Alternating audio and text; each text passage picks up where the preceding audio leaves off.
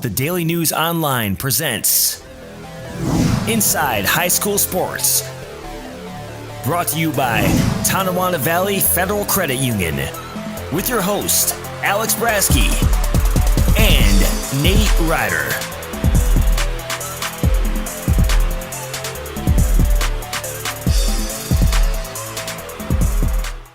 Hello everybody and welcome to yet another episode of Inside High School Sports.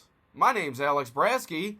No Nate Ryder this week, as we were unable to come together to film our normal segments of the show from the Batavia Daily News studios, but you will hear from him later on in the show as we have another of our senior profiles, this time featuring Elba senior Colton Dillon. So look forward to that later on in the show, but first and foremost, we'd like to thank our sponsor, beginning with Tonawanda Valley Federal Credit Union. At Tonawanda Valley Federal Credit Union, we know our members love our low loan rates and our low account fees, but our expert staff is really what everyone raves about. If you are not a member, consider joining and learn why our TVFCU members are considered friends, family, and fans. New members are always welcome. Stop in at 10 Jefferson Square, that's behind Wendy's in Batavia. All right, we'll get right to it, beginning with our senior profile featuring Elba senior Colton Dillon. All right, Nate Ryder here with the Daily News again this week with another one of our senior profiles, another three-sport athlete this week. We got Colton Dillon, football, basketball, and track and field. And, I've been starting these off, Colton, with everybody. Just, what has the last couple months been like for you? Not even just an athlete, just being a high school senior. It's been different. I guess I'm not really getting the regular senior experience, but it's all, there's nothing we can do about it. Just got to keep doing what we're doing and getting through it. Yeah, being an athlete and being an athlete for pretty much your whole life.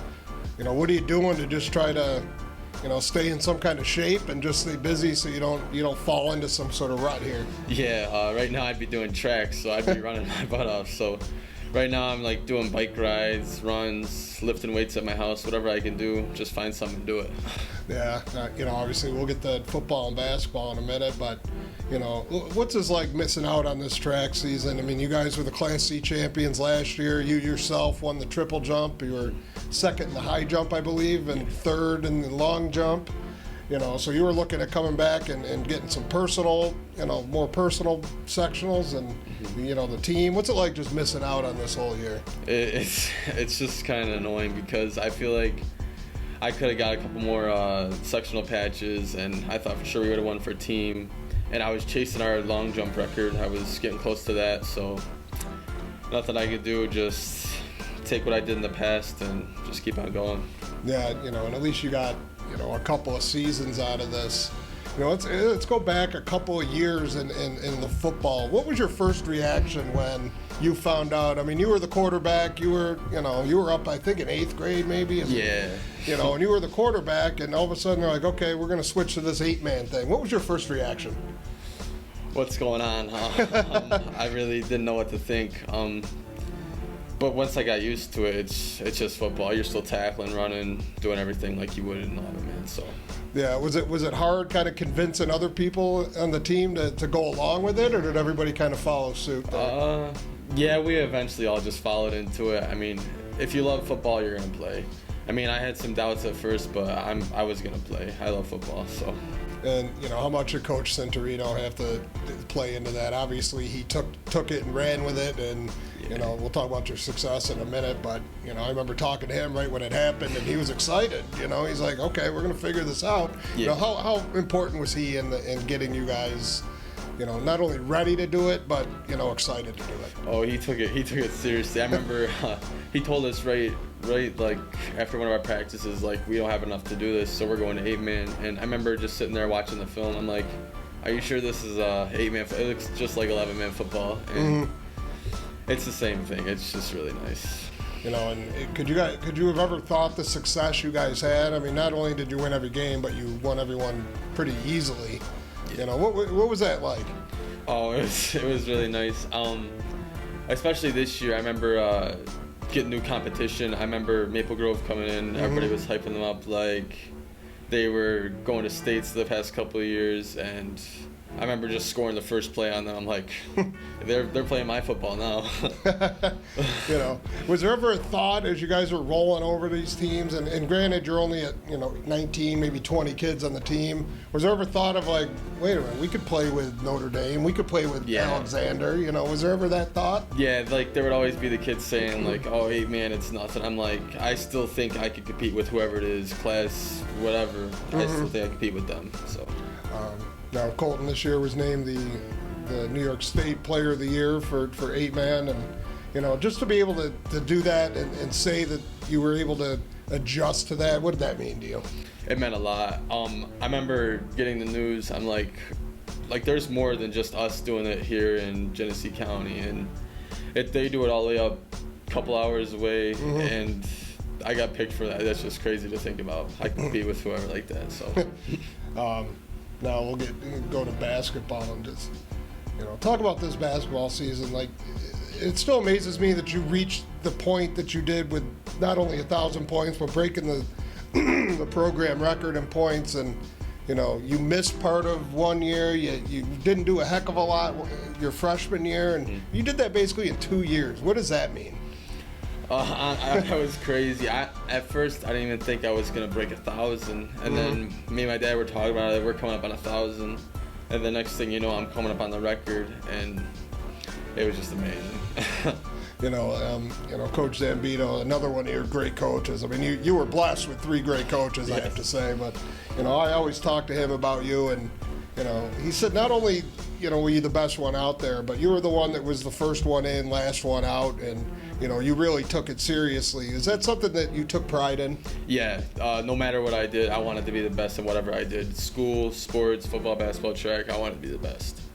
And what was it like being a part of that program for so long? You got to win the sectional title and be a part of what Coach Zambito's done for that program. Yeah, I remember like all the kids growing up. Like my brother used to play. I used to watch them play, and growing up watching them, and now like that was me. Like I remember like John Hockmuth and all of them, and like they were the big guy. Now I'm the big guy. Obviously the end was disappointing this year. Yeah. If you could take anything back from that game against Prattsburgh, where you guys had a shot to do it, what would it be, you think? I wish I wasn't as nervous, because I played that sport my whole life. Same with football. I played it my whole life. No need to be nervous. Just go out and play. We were put on a big stage there. I wasn't used to that. I just wish I wouldn't have played nervous. That's all. Now, I'm sure you had, offers for both football and basketball. How did you end up choosing football? It was tough. I mean, I had a lot of schools looking at me, so I think once I hit like state player of the year, and I started doing like, I guess, combines and like the camps for football, and once I got like actual offers for football, I'm like, I think this is it, because I've always looked at it since like I was a freshman. I knew I was gonna be put in a tough position like that, but me and my family talked about it, and just the best for me, I guess. Now you're going to be going to Merychurst, I believe, correct? And how'd you make that decision, and what other schools were you kind of considering there? I had a couple of schools of mine. Like I was thinking Brock for Ashland. I went up and visited them. They were nice. I guess Merychurst fit me the best financially and all that. The coaches were nice, and just really liked it there. My cousin went there, so. Now, I believe you're going to be a wide receiver. Yeah. When's the last time you played wide receiver? I played a couple times in Batavia Bulldogs, but I went to a lot of camps for it, and I know how to catch the ball. I know how to run the routes.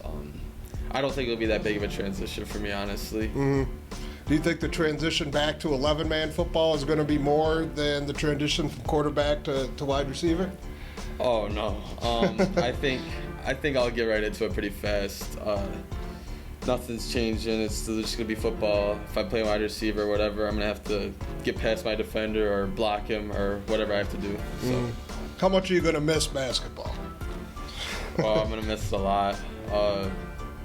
I had a lot of great moments in basketball that I'm never gonna forget. Just like the amount of people that because there was a lot of people that wanted me to do basketball. There's a lot of people that wanted me to do football. I guess I'm just leaving it behind a lot. I remember being with my brother and all that. It's gonna be tough. You know, what did it mean to play? You know, obviously the other two sports were combined with Oakfield, but you know, you got that basketball experience, and both with what Coach Redband does with the girls and what Coach Zambito does with the boys, and basketball's the thing at Elba. What was it like, and what did it mean for you to be a part of that? Oh, it meant a lot, especially just breaking those records this year. I remember watching Tucker break the record for most points in a game, and I'm like, I'm gonna beat that. And I did, sure, of course, but like just breaking the all-time record, that really opened my eyes for that program. Just doing that and seeing all the people get emotional for me, and it really just hit me hard, I guess. You know, what was it like being a part of two combined programs, and you know, really helping make them successful? Oh, it was actually really cool. I mean, Coach Bueller and some of the coaches from Oakfield for football, it was nice getting to know them, and it just means a lot because like I have not just people from Elba supporting me, I have people from Oakfield too. And like when I hit 1,000 at Oakfield, I had everybody cheering for me. That really was insane. You know, with this whole situation, you know, what's one of the things you kind of learned, you know, kind of about yourself? You know, because it's been a lot of self-motivating and to get to be able to do stuff, and you know, what's one of the things you kind of learned through these last couple of months? Just looking at the brighter side of things, honestly, because I could be all down, like there's no prom, there's no school, there's no track, but you just gotta look at what you're doing at next. Like for me, for college, moving on, and just doing what I do now, just getting better, whatever I do. All right, next up, an interview with Livonia boys soccer coach Ray Maxwell, who's entering his 31st year of coaching varsity boys soccer. Coach Maxwell, who came over from Scotland when he was only 12 years old, went to Geneseo where there was no boys soccer program, but that didn't stop him from going to Geneseo State and becoming an All-American. Now he's gone on to a successful coaching career, which includes 14 sectional titles, 12 at Livonia, and 2 at Geneseo. He's also won 13 Livingston County Conference titles, 5 New York State Final Fours, and he's won 1 state title, which came in 2012. So here's Coach Maxwell's interview with our own Chris Metcalf, which was conducted earlier this week. Okay, we're here with the Livonia soccer program head coach Ray Maxwell. One thing that I want everybody to kind of know out there is you're kind of a rare breed. You came over from Scotland when you were 12 years old, never had a high school program at Geneseo where you landed, but went on to become an All-American at SUNY Geneseo. Coach, just talk about that experience. Yeah, well, I had to, in high school I was kind of an outcast. They had football and the other sports. They didn't have soccer at the time. So I taught myself the game to quite an extent, and I would kick the ball around myself. Eventually I had a friend or two that would kick around with me, but I did play in Rochester, but back in those days, you went into the city maybe once a week to play with somebody. I used to go to East High School if I wanted to play, actually. So it was tough. I had a hard time when I went to college to play because I'd never done the scholastic where you're playing every day. I practiced once a week, so it's like double sessions. I thought it was going to kill me my freshman year, but and my coach was a real hard guy. We had to be in wonderful shape. He'd been the basketball coach, Carl Witzel, and he was a real motivator, but real tough on us. So I decided if I'm going to play, I'm going to have to be in great shape. So I started to run, lift a little bit, and I got in pretty good shape, and I got to be pretty good. So by my senior year, I made the All-American team for I don't want to say the year, but it was 1981. In fact, I think there was two that same year, right? Oh, Rick Butterworth and I are teammates, yeah, and that was really unusual to get 2 from the same team, especially from SUNY Geneseo, because we were pretty good, but we weren't a nationally renowned program by any means, so that was pretty special, yep. Coach, talk about, obviously went on to Geneseo, you coached high school soccer in Geneseo. Yep. I kind of chuckle because you didn't get a teaching program or a teaching offer over there, so you came over here. Geneseo's loss was certainly Livonia's gain. Just talk about that transition. Well, I enjoyed coaching the 5 years at Geneseo. I had no intention. I'd actually hoped to take over Carl Witzel's job at SUNY Geneseo. And I got kind of overlooked. There's a lot of politics involved there, but that's beside the point. Ted Bondi, the AD at Geneseo at the time, asked me last minute, would you help us out? Our coach just quit suddenly. And my mother actually taught me this, said, you're just sitting around here, for God's sake, go and do it. And that was 30-something years ago. So I coached 5 years at Geneseo. I had a wonderful time there. Dr. Coyle's sons played for me, Tim Hammond and somebody, and we did very well. We turned things around very quickly. And it was kind of a no-pressure situation because the team the year before had been 0-18. So it was kind of pretty. So you didn't have a full cover. Didn't have a lot of pressure, but second year we won sectionals and we beat defending state champs, I think, in the final, Red Creek. Jeez. Which was really something. Coach, talk about your time here at Livonia. Obviously, a lot of wins, a lot of sectional titles, a state title we just talked about. How special has it been? It's been wonderful. I got the offer of a teaching job here. I actually got my student teaching here. And then the coaching job opened up. Barry Fisher, the coach, retired. And I thought, you know what? These guys are good enough to give me a teaching job. I'm going to apply to coach here, so I'm not going back and forward. And that was 30 years ago, I think. So it's been a long time. We've had some great teams. I think a big moment for us was when Alexei Korol came from Ukraine in 1993, and we had him for 3 years. He was one of the 9 Ukrainian boys that came over from the Dynamo Kiev club. Each child I got 4 or 5. We got Alexei. 14 Section 5 championships. That's a lot of blocks, and I know this is going to be a special year for you because we got a special guest joining us right now. Right. Your son Ewan, which, by the way, Coach, he's hit a growth spurt. Yeah, he dwarfs me now. And Ewan actually had a chance to celebrate his freshman year, was a starter on the varsity team when they beat Greece Odyssey 3-0 in the finals. Ewan, how special is it playing for your dad? Well, it's tough. I mean, as you would expect, playing for your dad is tough, but it's been really good for me. He pushes me, and he's made me into I'd like to say a really good player. And I don't think I would really, I don't think we would have half the success we've had, or I'd be half as good as I am without him. Coach, how is it coaching Ewan? It's not easy, I have to be honest with you, and I think a lot of coaches would say the same thing. He thinks I'm hard on him sometimes, but to be fair, when it's your kid and you're driving back and forth to games, you're going to say things to him that you wouldn't say to other kids. I get that. So I am on him quite a bit. But I think, and I've heard other coaches say the same thing, down the line when it's all over, they look back and I think they appreciate it and they realize, what was going on. Ewan, how special is it to put on a blue and orange uniform? Oh, it's special. It's real special. I grew up around this program. I've been around this team since I was like a baby. So I understand how special it is to go out there and play, especially for my dad, legendary coach. It's really special to me. Coach, how special is it to coach in this program? It's been wonderful. I couldn't have asked for a better place to coach. The school's been extremely supportive. Our AD's been supportive. Our superintendents, principals. We don't ask for much. We're kind of low maintenance. We say, hey, give us some balls, cut the grass. We're happy. But to be honest, anything we need, we get it. And we've always felt very supported by not just the school but the community, and we take a lot of pride in that, and I think that's what really propels us sometimes to go out there and do well, because we don't want to let people down. And Batavia has done it! For the first time since 1998, the Batavia Blue Devils are Section 5 baseball champions. And there's head coach Rick Saunders on cloud 9 as it takes him 9 sectional final appearances to come home with the title. But boy, he'll tell you it's been worth it, as this can't be much more satisfying than it is here today. Just an incredible moment for Coach Saunders and the Batavia team. As they say, a cat has 9 lives.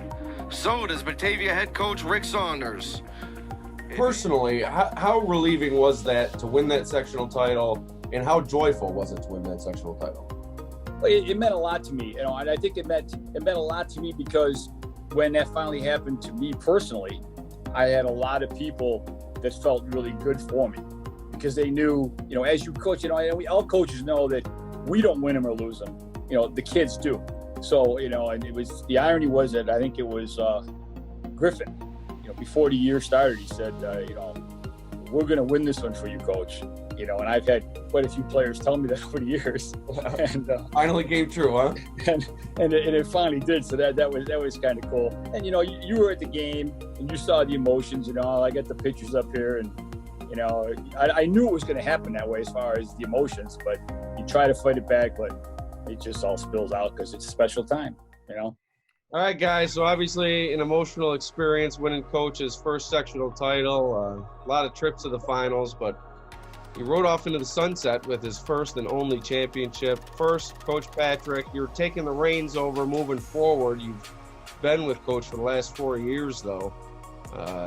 Knowing how much he wanted to win that game, not only for himself but for the kids, how much did that mean to you to be alongside him for that moment? Oh, it was great. It was great to see him, so excited, when that last pitch was thrown, and it feels good, to see him and how much, time and energy he puts into this program, and it pay off for him in the end. Now, Griffin, he told me that you said at the beginning of the year that, Coach, we're going to get this for you. And he said a lot of guys had said that to him over the years, but obviously it never came true until your year. What does it mean to be the group that won Coach that first title? Hey, it truly does mean everything. Me and Sammy, we both got pulled up our sophomore years. And, we came short our sophomore year, lost to Pittsford Sutherland in semis, and then lost to Wayne, obviously, in the finals our junior year. And I just knew going into that season that I was just going to dedicate everything I could to try to, be the group that could win, try to be the one that can come through and get his first title. So it meant everything. I'll never forget that day. I watched your guys' interview the other day, and it just gave me chills watching the last pitch. It's just something I'll remember for the rest of my life. Now, Sam, kind of the same thing.